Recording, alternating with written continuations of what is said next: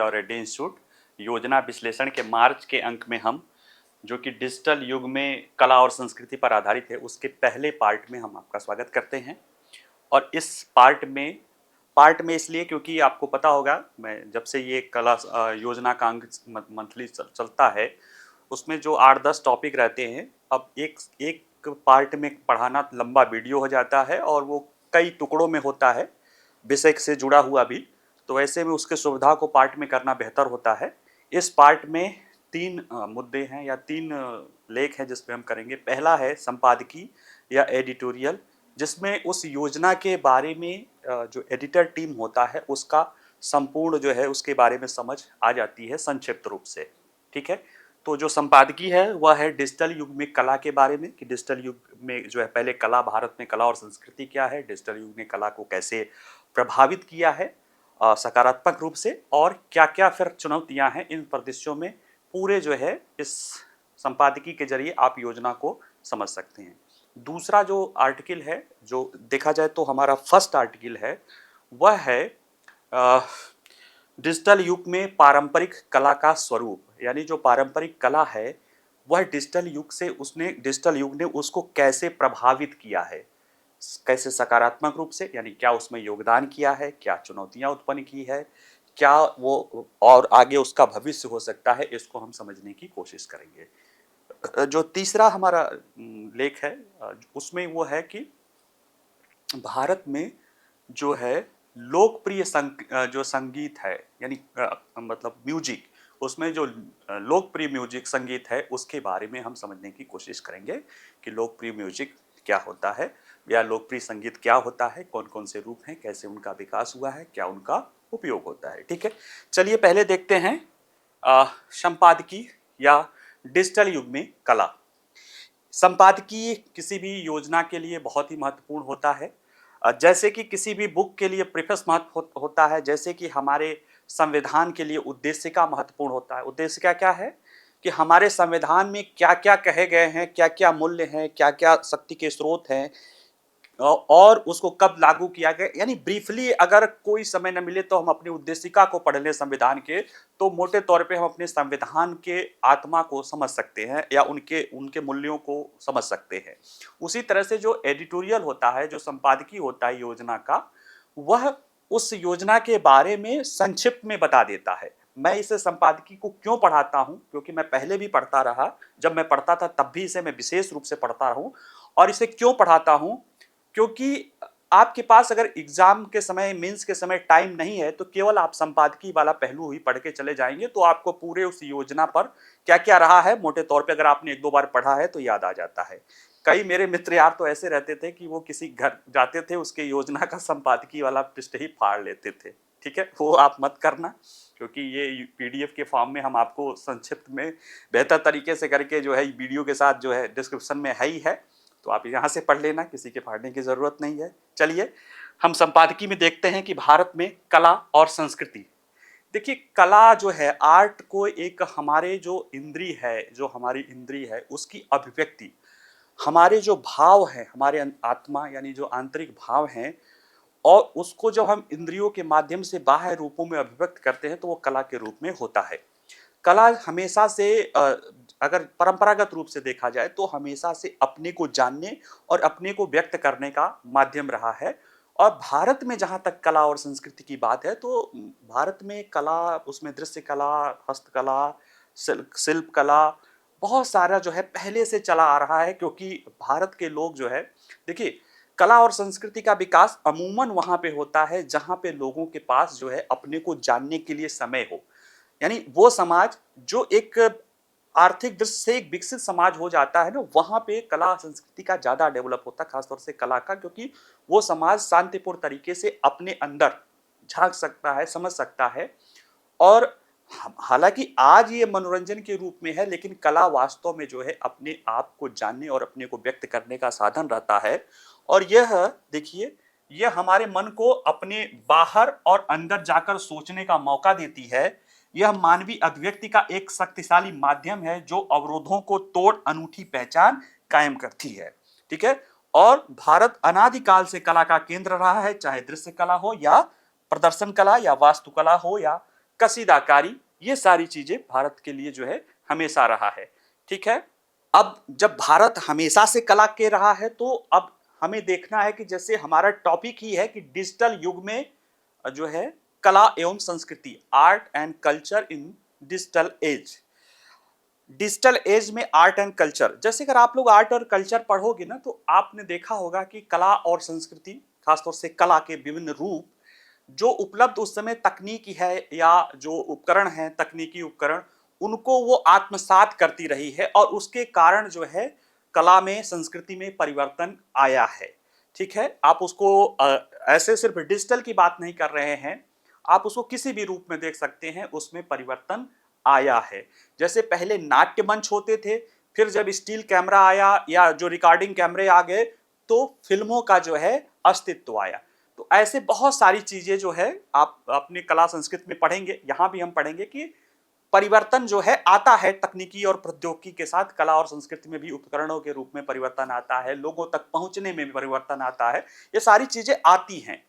और ऐसे में आज के समय में जो डिजिटल युग एक बहुत क्रांतिकारी जो है कह सकते हो कि तकनीक या माध्यम है, जिसमें भी आर्टिफिशियल इंटेलिजेंस को जोड़ दिया जाए तो ये और बड़ा माध्यम है। इसके कारण निश्चित रूप से कला और संस्कृति में भी प्रभाव या परिवर्तन दिखाई देगा। तो वो परिवर्तन किस रूपों में देख रहा है, तो देखिए कि तेजी से बदलते डिजिटल युग में कला और संस्कृति के क्षेत्र में भी नाटकीय बदलाव हो रहे हैं। ठीक है, और ये रचनात्मकता और प्रौद्योगिकी के संगम से एक नया युग आया है जहां नवाचार की कोई सीमा नहीं है और पुरानी सीमाएं धूमिल हो गई हैं। डिजिटल युग के आगमन से कला और संस्कृति के क्षेत्र में बहुत ज्यादा उथल पुथल हुई है। कैसे कि डिजिटल आने से जो है, सोशल मीडिया को आने से जो कला के क्षेत्र में लोकतांत्रिकरण हुआ है। पहले सोचिए कि अगर आपको कोई म्यूजिक या वीडियो एल्बम तो कोई स्टूडियो में जाइए सब करना, अब क्या है, आपके पास एक कैमरा होना चाहिए, अब कैमरा भी नहीं तो आपके पास मोबाइल होना चाहिए और अपने मोबाइल पे आप अपनी चीजों को, अपनी कला को प्रदर्शित करके लोगों तक पहुंचा सकते हैं। ये सारी चीजें क्या किया है, इंटरयुग ने रचनात्मकता का लोकतांत्रिकरण कर दिया है। इससे कलात्मक अभिव्यक्ति सभी के लिए सुलभ बन गया है। प्रौद्योगिकी का इस्तेमाल करके इच्छुक कलाकार आसानी से सुलभ software, social media, online gallery के उपयोग से अपना काम दुनिया भर के दर्शकों के सामने प्रस्तुत कर सकते हैं। साथ ही में अगर डिजिटल युग में देखा जाए तो एक जो है सोशल मीडिया प्लेटफॉर्म संस्कृति के केंद्र के रूप में इस्तेमाल हो रहा है, जहां पे चर्चा, परिचर्चा, लोग वहां पे जाके देखते हैं, जैसे किसी ने कोई कला का रूप डाल दिया, उस पर चर्चा होती है, उस पर परिचर्चा होती है। ये सारी एक गैलरी के रूप में जो है, एक वर्चुअल गैलरी के रूप में सोशल मीडिया जो है अपनी भूमिका निभा रहा है। साथ ही लोकप्रिय संस्कृति को डिजिटल युग में उभरे इंटरनेट सुपरस्टार, इन्फ्लुएंसर और वायरल सामग्री द्वारा आकार दिया जा रहा है। ठीक है, आजकल गैलरी और संग्रहालयों को भी वर्चुअल माध्यम से दिया जा रहा है। और नॉन फंजिबल टोकन्स, जैसे ये वो होता है ना जिसमें छेड़छाड़ नहीं किया जाए, जिसके आधार पे बिटकॉइन प्रौद्योगिकी या इसके जो मुद्राएं हैं, डिजिटल मुद्राएं जिस प्रौद्योगिकी पे चलती, उसी तरह की प्रौद्योगिकी पर कला में भी चल रहा है, जिसमें अगर हमने अपना कोई कला बनाया तो उसमें कोई छेड़छाड़ नहीं कर सकता है और उसका उपयोग कोई करेगा तो हमें रॉयल्टी देगा। अगर हमसे खरीदता है तो हमें रॉयल्टी देगा, या अगर किराए पे लेता है तो भी हमें रॉयल्टी देगा। तो उस तरह के एनएफटी जो है, नॉन फंजिबल टोकन या डिजिटल कला स्वरूपों ने कला जगत को पुनः परिभाषित किया है। अब लोग आप जो है डिजिटली माध्यम से भी कला और कलाकार से जुड़ सकते हैं। और कहीं ना कहीं डिजिटल माध्यम एक कहा है कि कला, कलाकार और दर्शक तीन तिकड़ी होते हैं। कला होती है जिसका परफॉर्मेंस कलाकार द्वारा किया जाता है और जो दर्शक उसको देखते हैं, दर्शक उसको आनंद लेते हैं, उसके शौकीन तो होते हैं लेकिन उसको परफॉर्म नहीं कर पाते हैं। तो इस तीन तिकड़ी को जोड़ने का जो है काम डिजिटल मीडिया जो है बहुत बेहतर कर रही है। लेकिन ऐसा ही नहीं है कि सब कुछ अच्छा अच्छा, सब कुछ रोजी रोजी है, सब कुछ गुलाबी है, ऐसा भी नहीं है। कई चुनौतियां भी हैं। जैसे एक तो चुनौती आ रही है कि जो आईपीआर है, इंटेलेक्चुअल प्रॉपर्टी राइट्स है, उसके चोरी होने का, उसके कॉपी होने का, और कई सारे जैसे दृश्य कलाओं में या जो में बहुत सारे जो डिजिटल प्रौद्योगिकी का प्रयोग हो रहा है, तो उसमें जो है जो जेन्युइन कलाकार, जेन्युइन मतलब जो ओरिजिनल परंपरागत कलाकार है, उन्हें डर लगा है कि कहीं उनकी कलाएं जो हैं वो समाप्त न हो जाए या वो पीछे न छूट जाए इन आधुनिक तकनीकों के कारण। ठीक है।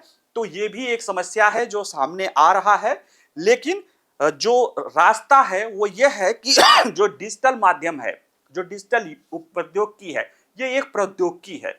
इसके साथ इसको हमें इस्तेमाल करने आना चाहिए कि कोई प्रौद्योगिकी या कोई साधन, ये साधन है, इसका हम इस्तेमाल करने आना चाहिए। अगर ये इस्तेमाल सही ढंग से किया जाए और इससे हुई चुनौतियों को रोका जा सकता है, तो और क्षेत्रों की तरह ये कला के क्षेत्र को भी जो है क्या करेगा, ये संवर्धित करने का काम करेगा। यही बात योजना के इस संपादकीय में लिखा है। और संपूर्ण जो लेख आएंगे, जो आगे आप देखेंगे, जिसमें से अभी इसके बाद वाला जो लेख है या उसके बाद वाला जो भी देखेंगे, उसमें यही दिखाई कि कैसे डिजिटल ने उसको प्रभावित किया सकारात्मक रूप से, उसमें क्या क्या योगदान दिया है, क्या क्या चुनौतियां हैं और आगे का रास्ता। आगे का रास्ता क्या है कि डिजिटल माध्यम आज वो हमारे लिए हकीकत हो गई है, उसको हम इनकार नहीं कर सकते हैं। हम उसका जितना बेहतर से बेहतर फायदा उठा सके, उतना ही हम अपने जिस भी क्षेत्र में हैं उसमें आगे बढ़ सकते हैं, एक्सेल कर सकते हैं, और उसमें इंक्लूडिंग आर्टिफिशियल इंटेलिजेंस। ठीक है, एक टॉपिक ही है हमारे इसमें है कि आर्ट विथ इंटेलिजेंस, यानी कला with intelligence, art with intelligence से आर्टिफिशियल इंटेलिजेंस, ये टॉपिक है। उसको पार्ट 2 में पढ़ाएंगे, तो यानी कल। तो ये चीजें हैं कि हमें जो भी प्रौद्योगिकी है, खासतौर से डिजिटल युग में, उसके अवसर को समझना होगा, उसका कैसे इस्तेमाल करना होगा, उसको जानना होगा, और उसकी कमियों को भी कैसे दूर करना है उसको भी समझना होगा। साथ ही साथ जो हमारे परंपरागत कला है या जो चीजें हैं जिसको डिजिटल संस्कृति खत्म करने नहीं, बढ़ावा देने में भी काम योगदान दे रहा है, उसको संरक्षित करने में भी हमें योगदान निभाना पड़ेगा। ठीक है, चलिए अगला देखते हैं हम, डिजिटल युग में पारंपरिक कला के स्वरूप।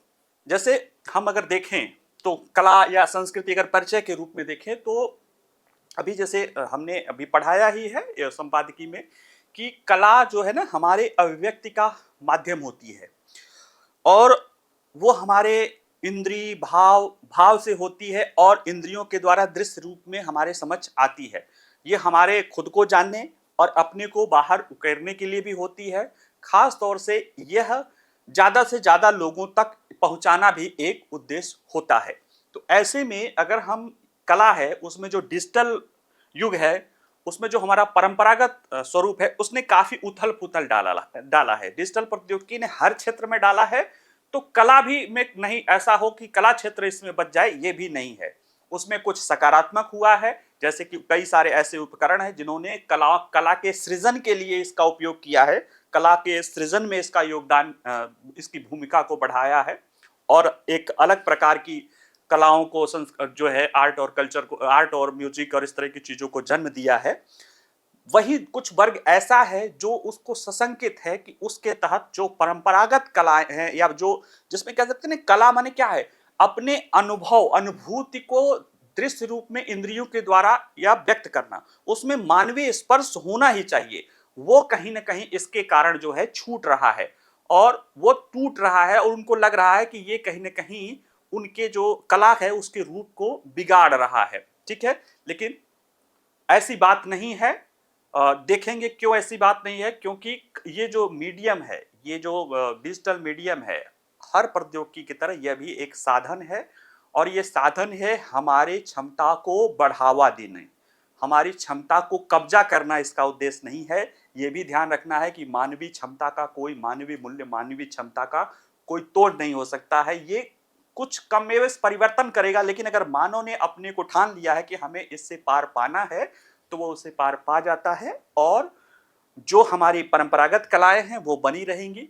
ये एक साधन के रूप में उनको विकास में, उनके प्रचार प्रसार में, उन तक ज्यादा से ज्यादा लोगों की पहुंच में, और जो खोती जा रही जो है कलाएं हैं, उनको सोशल मीडिया या डिजिटल माध्यम ने आम लोगों के सामने लाना शुरू किया है। क्योंकि कई सारे उत्साही लोग हैं, पहले हो सकता है कोई किसी कला को पसंद करता हो, लेकिन उसके पास माध्यम नहीं था ज्यादातर लोगों को पहुंचाने के लिए, लेकिन अब उसके पास एक सोशल मीडियम है, जो एक डिजिटल कह सकते हो कि मीडियम का लोकतांत्रिकरण है, जिसके तहत वो अपनी पसंद की कोई ऐसी जो लुप्त हो चुकी कलाएं हैं उनको भी ढूंढ के ला के आम लोगों के सामने लाता है। तो इसी आधार पे ये 4-5 टॉपिकों के साथ हम इसको देखते हैं। ठीक है, अगर परिचय देखें तो देखिए, किसी भी सभ्यता की कलात्मक परंपराएं उसके सांस्कृतिक ढांचे का निर्माण करती है। इसकी प्रगतिशील यात्रा विभिन्न कलाओं और उसके उत्कृष्ट रूपों द्वारा प्रदान की गई एक रूपरेखा के साथ बनाई गई है। एक ऐसा तथ्य जो बहुविविधता से जुड़े होने पर भी आज के डिजिटल युग में भी नहीं बदला है, यानी कि जो उसकी विभिन्न कला है, उसके उत्कृष्ट रूप हैं, वह एक मॉडल के रूप में है और डिजिटल युग में भी वो चल रहा है। लेकिन आज की पीढ़ी जो है उसमें कुछ नया, वो डिजिटल युग वाली कहते हैं ना, जनरेशन नेक्स्ट वाली है, जेन एक्स है जो है, वह कुछ न कुछ नया करना चाह रही है और उसके कारण जो परंपरागत कलाएं हैं और जो डिजिटल प्रौद्योगिकी है उसके बीच में फ्यूजन हो रहा है। फ्यूजन के कुछ सकारात्मक पहलू भी हैं, कुछ चुनौतियां भी हैं और इससे बचने के रास्ते भी हैं। तो उसमें हम अगर देखें कि सहस्त्राब्दियों से देखा जाए कि वैश्विक परिप्रेक्ष्य से दृष्टिकोण से अगर बात करें तो हमारी यात्रा के हर पड़ाव पर शाश्वत का आह्वान करते हुए, यानी जो पहले से चली आ रही है इटर्नल, उसको मेंटेन रखते हुए सत्य को, सर्वोत्कृष्टता को बरकरार रखना है। और हम एक और दहलीज के कगार पे हैं, वो डिजिटल युग, यानी कि हमने जैसे जैसे परिवर्तन हुआ है, कुछ चीजें हैं जो इटर्नल है, जो शाश्वत है, जो सर्वोत्कृष्ट है, उसको हमने बचाए रखा है और बाकी चीज को समय के साथ साथ हमने बदला है। और ये हमारे उत्कृष्ट सांस्कृतिक और कलात्मक परंपराओं के संरक्षण, विस्तार और उत्थान के लिए हमारा दृष्टिकोण क्या हो सकता है, ये बताएगा कि हम कला रूपों को आज की भविष्यवादी दुनिया या डिजिटल युग के साथ किस तरह से समायोजित करते हैं।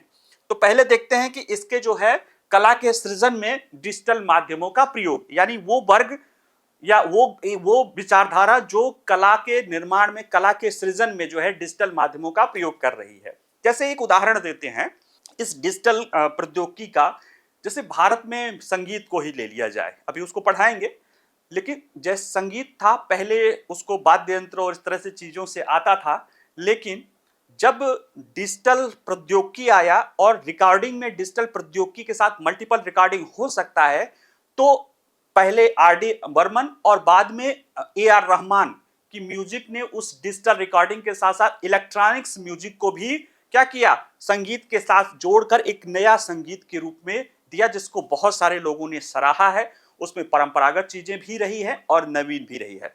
ऐसे ही बहुत सारे रूप हैं जो लोग, जो नए नए उपकरण मिल रहे हैं, नए नए सॉफ्टवेयर मिल रहे हैं, नए नए ऐप हैं, उनके जरिए जो कलाएं चली आ रही हैं, परंपरागत कलाएं, चाहे वो म्यूजिक हो, चाहे आर्ट हो, चाहे हैंडीक्राफ्ट हो, इन सब में उनका प्रयोग करके कुछ नया और बेहतर करने की ललक जो है आज की ज्यादातर युवा पीढ़ी में या ज्यादातर लोगों में दिखाई देती है। युवा पीढ़ी क्यों कहें, ज्यादातर लोगों में यह दिखाई देती है कि कुछ ना कुछ नया करके वो नई चीजें सामने लाते हैं। ठीक है, तो देखिए डिजिटल इन्फ्लुएंस के माध्यम से विभिन्न कला प्रवीण तकनीकों को जोड़ने का क्रांतिकारी विचार पहले से ही कई क्षेत्रों में कई कलाकारों द्वारा तेजी से अपनाया जा रहा है। इसमें मूर्तिकार हैं, कलाकार है, चित्रकार है, लेखक, डिजाइनर, कांच मिट्टी के बर्तन बनाने, बुनकर, वास्तुकार और सब कुछ इसमें शामिल है। इसमें क्या करते हैं कि इलेक्ट्रॉनिक्स उपकरणों और कंप्यूटर कोड का उपयोग करके डिजिटल कलाकार विशिष्ट डिजाइन टैबलेट के माध्यम से अपनी अनूठी कलाकृतियां बनाने में सक्षम होते हैं। और आर्टिफिशियल इंटेलिजेंस के दौर में ये चीजें और भी ज्यादा बलवती होती जा रही है। ठीक है, इसमें जो है कला का डिजिटलीकरण जो होता है उससे कलाकार को अत्यधिक विविधता मिलती है, सहजता मिलती है और विजुअलाइजेशन के साथ प्रयोग विभिन्न विषयों के मिश्रण को सक्षम बनाते हैं। और आज के दौर में एक इंटरैक्टिव मल्टीमीडिया तत्व हैं जिसमें इंस्टॉलेशन 2D, 3D या 4D के रूप में प्रकट होता है। ये सब जो प्रौद्योगिकी है उसने कला के दृश्यात्मक पहलू को बहुत ज्यादा बढ़ा दिया है और कुछ नए पहलू उसमें सामने आए हैं।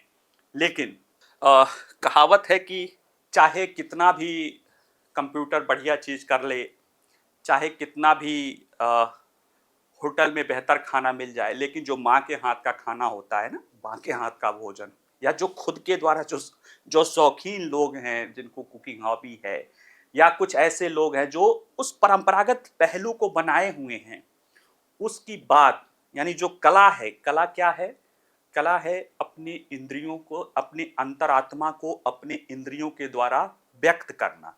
तो जो अंतरात्मा है वो अपने इंद्रियों के द्वारा व्यक्त होती है अपनी कमियों के साथ। इंद्रियां हैं तो उसमें कमियां भी होगी, उसमें कह सकते हो कि अ, थोड़ी सी वो वाली बात नहीं होगी, यानी परफेक्टनेस नहीं होगा, यानी कुछ न कुछ अशुद्धियां रह जाएंगी, कुछ न कुछ चीजें रह जाएंगी, लेकिन वही चीजें उसे मूल्यवान बनाती है, वही चीजें उसे विशेष बनाती है, वही चीजें उसे मानवीय बनाती है। ठीक है, वरना तो मशीन से तो आप देख ही सकते हैं, यानी जो वो भाव होते हैं, जो वो मानवीय स्पर्श होता है, वह परंपरागत कलाओं का मूल रूप होता है। ठीक है, जैसे कि आप ही देखो, ऐसा नहीं है, और इस परंपरागत कलाओं को मानने वालों की भी कोई कमी नहीं है। अगर आप देखिए कि मैं बार बार ये उदाहरण जब आता है तो हैंड या हैंडलूम और इस तरह की चीजों को बताता हूं कि दुनिया की जो सबसे महंगी लग्जरी कार आती है वो हैंडमेड आती है। वो हाथ से बनाई जाती है, वो मशीनिक रोबोट से नहीं बनाई जाती है, यही उसकी खासियत है। या और भी ऐसी बहुत सारी जो महंगी से महंगी चीजें हैं, या जो हमारे यहाँ जैसे प्रधानमंत्री जी जब बुनकर वाला अपना कह रहे थे, प्रधानमंत्री विश्वकर्मा योजना वाला जो है, तो उन्होंने बताया कि भारत जब वो विदेश गए कि मैं गया तो वहां पे बहुत सारे जो हैंडक्राफ्ट चीजें हैं ना, उसकी बहुत ज्यादा डिमांड है, बशर्ते ये है कि हम वहां तक अपने उस लेवल तक और वहां तक पहुंच नहीं पा रहे हैं। तो ऐसे बहुत सारे जो कलाकार हैं जो इन चीजों से जुड़े हैं, जो जिनको लगता है कि कला वास्तव में मानवीय पहलू से जुड़ा होना चाहिए, मानव स्पर्श होना चाहिए, उनको इसको लेकर चिंता बनी हुई है और वो उससे लेकर सशंकित हैं। लेकिन कुछ लोग कहेंगे कि अरे उनको ऐसा है, बेहतर हो रहा, नहीं, वो हमारे कला के क्या हैं, वो एक संस्था है, इंस्टीट्यूशन है, और वह कभी नहीं समाप्त हो सकते हैं। जैसे कि आप क्रिकेट में देख लीजिए, लाख 2020 आ गया हो, अब तो 10-10 आ गया हो, लेकिन अभी भी टेस्ट मैच वो मैच होता है जिसको खेलने के बाद ही माना जाता है कि कोई खिलाड़ी जो है महान खिलाड़ी बन सकता है। बाकी वही चीजें यहाँ पे भी है कि एक पारंपरिक कला रूप का प्रमाणिकता शिल्प कौशल का प्रतीक है जो सदियों से पूजनीय रहा है। यह शिल्पकार द्वारा इसमें डाला गया कौशल, समर्पण और व्यक्तित्व का तत्व है जो मानवीय स्पर्श या मानवीय हाथ से उत्पन्न होने वाली खामियां या सूक्ष्मताएं, ये कालातीतता की भावना डालती है। ठीक है, और ये वो सार है, ये मानव सृजन का यह वह कभी न मरने वाला सार है। कौन सा सार?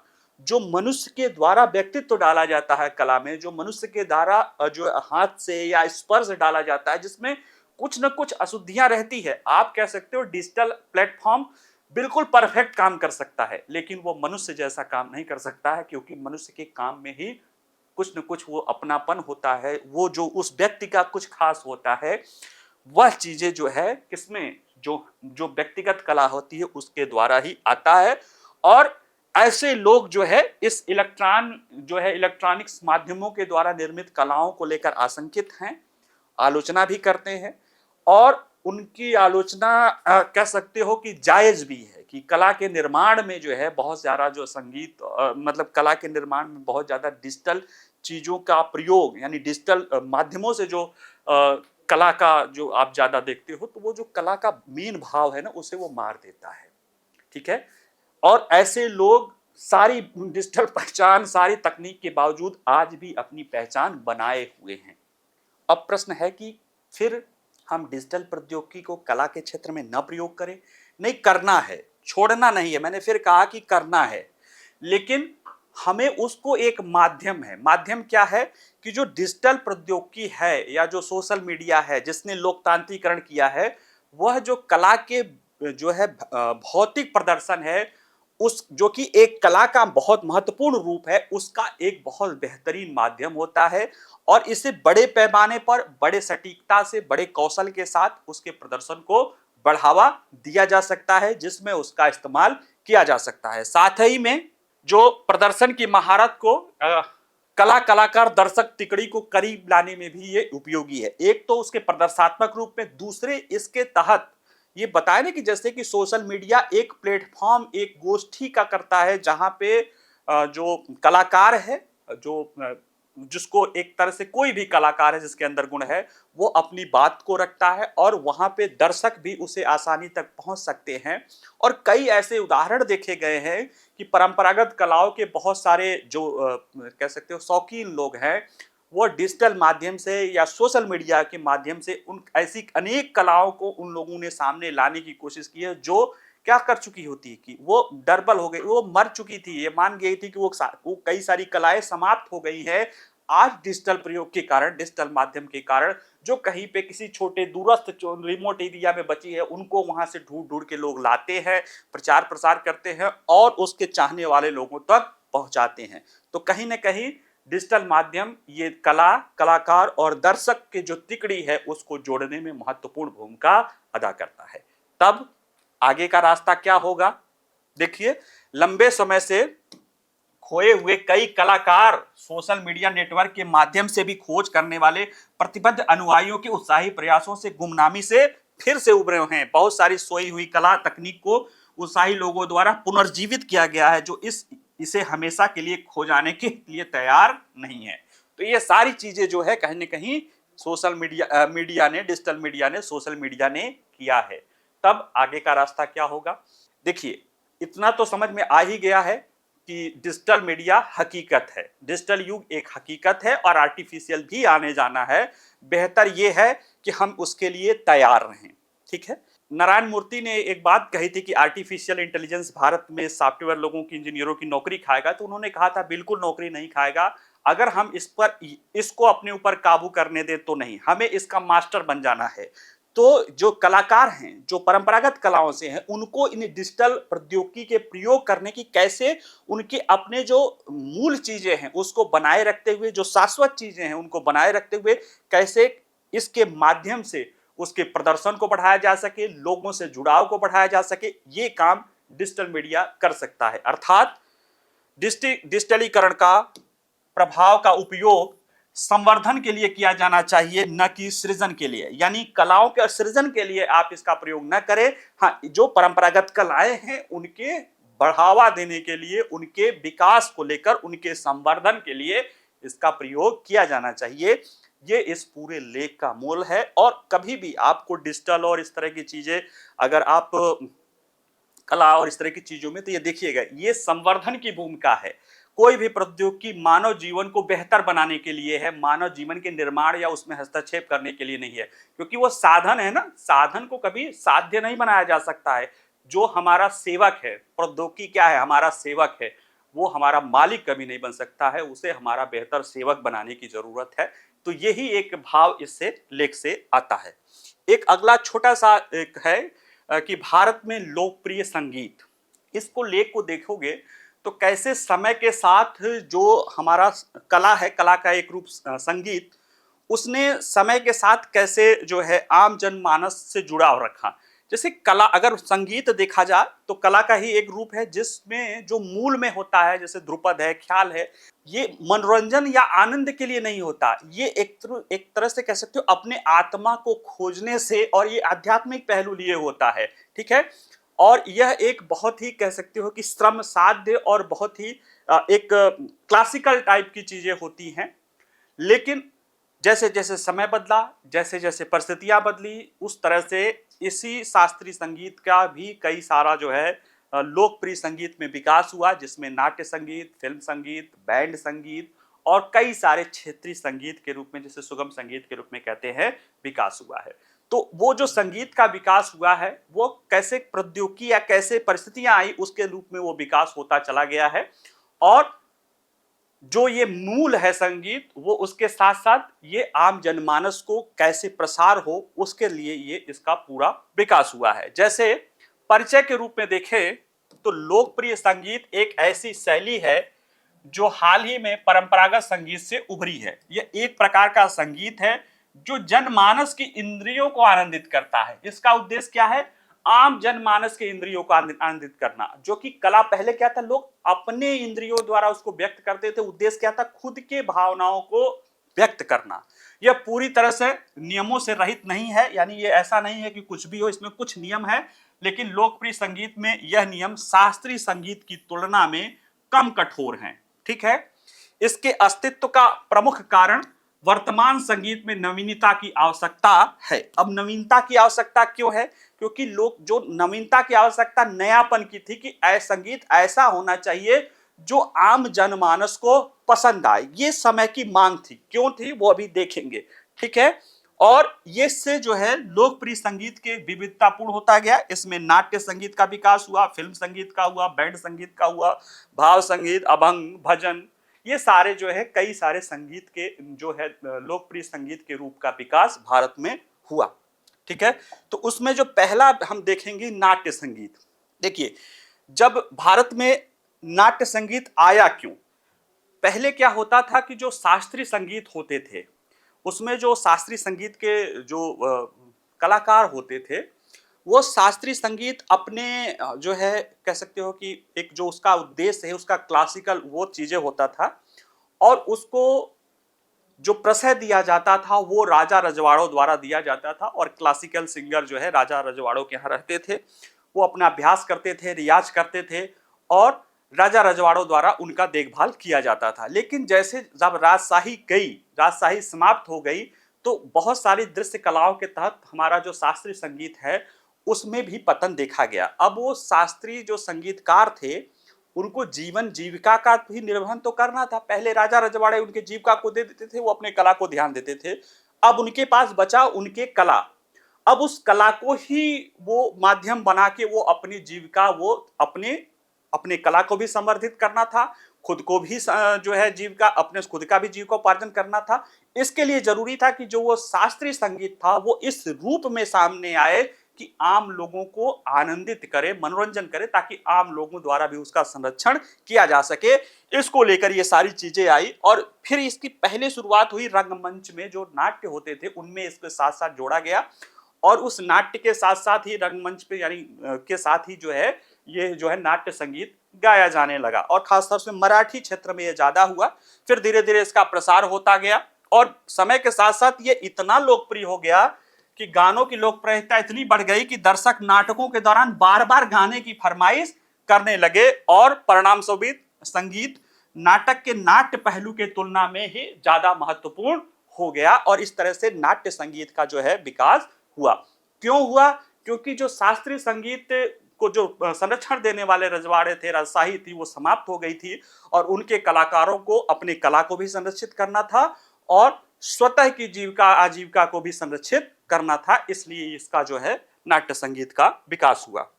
यही नाट्य संगीत जो है आगे जब उसमें और तकनीकी उन्नति हुई, तो वह फिल्म संगीत के रूप में सामने आती है। फिल्म संगीत के रूप में देखा जाए तो यह भी एक लोक संगीत का एक महत्वपूर्ण हिस्सा है, और यह अपने आप में एक ही अलग तरह का संगीत है। पश्चिमी फिल्मों में के विपरीत भारतीय फिल्मों में जो गाने होते हैं वो बड़े पैमाने पर होते हैं, और वो कहानी का हिस्सा होती है। कहानी को आगे बढ़ाने के लिए गाने के रूप में कहीं हीरो को, जो नायक को नायिका से प्यार हो रहा है वो गाना गा रहा है, नायिका ने दिल तोड़ दिया वो गाना गा रही है, नायिका का दिल टूटा वो गाना गा रही है, नायिका याद कर रही है वो गाना। तो कहीं ना कहीं ये आगे चीजें जो है हमारा जो संगीत है, युद्ध में जा रहे हो तो उस तरह के गाने, युद्ध में जीत गए तो उस तरह के गाने, युद्ध में हार गए तो उस तरह के गाने। तो कहीं ना कहीं हमारी जो फिल्में हैं उसमें ये जो फिल्म संगीत थी वो जो कहानी को आगे बढ़ाने के लिए वो बीच में इसकी भूमिका आती गई, और कहानी के गाने का उपयोग करने का विचार जो है नाट्य संगीत के कारण आया। अभी देखी ही थे कि कैसे नाट्य संगीत में नाट्य से ज्यादा संगीत महत्वपूर्ण होता गया। और इस फिल्म संगीत में बाद में जो है रिकॉर्डिंग की तकनीक आने के बाद ये और फिल्में भारत में 1920 के बाद जब रिकॉर्डिंग आया तभी था, और उसके बाद इसमें बनना शुरू हुआ। और 80 के दशक के बाद जब ध्वनि प्रौद्योगिकी आई, डिजिटल प्रौद्योगिकी आई, तो पहले आर.डी. बर्मन फिर बाद में ए.आर. रहमान के संगीत में जो है डिजिटल प्रौद्योगिकी का भी प्रयोग दिखाई देने लगा, और संगीत की एक अलग विधा और अलग चीजें जो है फिल्म संगीत में दिखाई देने लगी, अलग धुनें दिखाई देने लगी, फ्यूजन होने लगा। तो ये सारी चीजें कहीं ना कहीं क्या है, वो जो हमारा संगीत है वो समय के साथ कैसे उसने अपने आप को आगे बढ़ा, कैसे उसने अपने आप को एडजस्ट किया, और एक नया संगीत का जन्म हुआ, वो है फिल्म संगीत के रूप में ये दिखाई देता है। बैंड संगीत, हालांकि आप हम में से बहुत कम लोग जानते होंगे, लेकिन भारत में भी बैंड संगीत का विकास है। पश्चिम में तो पहले से ही हुआ था, लेकिन यहाँ पे 80 के दशक से जो है बैंड संगीत जो है हुआ, 90 के बाद से ये कुछ ज्यादा ही हुआ। उसमें एक इंडियन ओशियंस करके जो है एक ग्रुप है जो काफ़ी फेमस रहा है, जो कबीर के ग्रंथ हैं उन पर जो है संगीत और बनाता था, और वो संगीत ऐसा बनाता था जो कोई नियम कानून से नहीं बंधा है, यानी संगीत के नियम कानून या उससे नहीं बंधा है, लेकिन वो आम लोगों को पसंद आता था। ठीक है। और इसने कहीं ना कहीं इसमें जो बैंड संगीत है वह और सामूहिकता पे था, उसमें कोई बैंड में कोई एक कलाकार महत्व नहीं है, सभी कलाकार जैसे जिसकी जो बारी आती थी वो करता था, फिर सामूहिक रूप से करता था। और ये भी एक लोकप्रिय संगीत का जो है एक प्रमुख जो है रूप रहा है। ठीक है। क्षेत्रीय लोकप्रिय संगीत ये वो संगीत है जो आम जनमानस में दिखाई देता है, खासतौर से अलग अलग क्षेत्रों में भक्ति गीत के रूप में, भाव संगीत के रूप में, भाव संगीत के रूप में दिखाई देता है। और यह भी जो है, इसे भी जो है कहीं ना कहीं सुगम संगीत भी कहा जाता है। संगीत के इस रूप में आवाज का प्रयोग शायद ही कभी पूरे कंठ से किया जाता है। इसमें शब्दों और भावनाओं का अत्यधिक महत्व होता है। गाने की संरचना बहुत ही मधुर होती है, इसमें लय की विभिन्न पद्धतियों पर उपयोग किया जाता है। संगीत सरल रूप होने के कारण लोकप्रिय संगीत आम लोगों को ज्यादा क्या होती है, पसंद आती है, आम लोगों को ज्यादा क्या कर सकती है, प्रभावित करती है। और इसमें जो है दर्शकों के लिए इसमें बैठकर सुनना जो है आसान हो जाता है, और यही इसकी विशेषता है इसके जो है प्रचार प्रसार की। तो निष्कर्ष में देखें तो प्रत्येक प्रकार के संगीत की एक निश्चित भूमिका होती है। ध्रुपद और ख्याल संगीत के गंभीर रूप हैं और ये मनोरंजन के लिए नहीं है, जबकि लोकप्रिय संगीत संगीत का एक सरल रूप है और ये मनोरंजन और अधिक ध्यान देता है। और ये सभी मिलके, यानी जो ध्रुपद ख्याल जैसे शास्त्रीय संगीत और जो लोकप्रिय संगीत है, ये सभी जो है हमारे जो संगीत की जो विधा है उसके रत्न है, और सबका अपना अपना महत्व है। जैसे क्रिकेट का उदाहरण देख लीजिए, जो शास्त्रीय संगीत को आप टेस्ट मान लीजिए, और बाकी जैसे जैसे विकास होता गया, अब तो ट्वेंटी और आगे पता नहीं, हो सकता है एक एक बॉल का मैच हो जाए। तो कुल मिला के जो 2020 है या आईपीएल है, ये क्या है, ये पूरी तरह से मनोरंजन है, और जो दर्शक होते हैं उनके लिए खेला जाता है। टेस्ट क्रिकेट किसके लिए, क्रिकेट का एक अपना एक कहते हैं ना खेल वाली जो भावना है क्रिकेट वाली, वो उससे खेला जाता है। दोनों के अपने अपने अलग हैं, हालांकि टेस्ट में भी कई लोगों का मनोरंजन होता है। मैं छोटा था तो मेरा नहीं होता था, लेकिन अब मैं उसको देखता हूं, हालांकि बहुत कम ही चलता है, लेकिन अब उसमें मनोरंजन आता है। तो हर तरह के दर्शक वर्ग है, हर तरह की वो है। आज भी शास्त्रीय और ध्रुपद से भी आज लोग मनोरंजन करते हैं, लेकिन वो बहुत गिनती के होंगे, कम गिने चुने लोग होंगे, और हर संगीत का अपना महत्व है। ठीक है, चलिए आज इतना ही, आज के इस योजना पार्ट में इतना ही। कल वाले पार्ट में हम आपको जो है उसमें दिखाएंगे, उसमें बताएंगे कि कैसे जो है विभिन्न डिजिटल प्रौद्योगिकियों ने कैसे लोकप्रिय या जो आम कला संस्कृति है उसमें कैसे उसमें उसकी भूमिका की, और वहीं आर्टिफिशियल आर्ट विथ इंटेलिजेंस से आर्टिफिशियल इंटेलिजेंस तक कैसे विकास हो रहा है, और उसका कैसे जो है म्यूजिक में क्या या कला में क्या योगदान है, इसको हम समझने की कोशिश कल करेंगे। ठीक है, इसका पीडीएफ आपको डिस्क्रिप्शन में मिल जाएगा। ठीक, चलिए, नमस्कार।